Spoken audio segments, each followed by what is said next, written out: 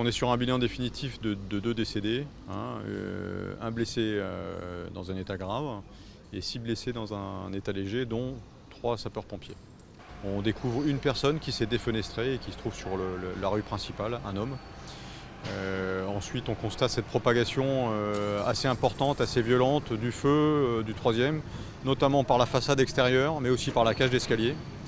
Et en procédant à la reconnaissance des lieux, en progressant dans notre cheminement, on trouve une personne au 5e étage, dans l'escalier carbonisé. Et ensuite, on constate que 5 autres personnes se trouvent sur le toit et attendent l'arrivée des secours, notamment la grande échelle, qui permettra quelques minutes après à ces personnes de rejoindre en toute sécurité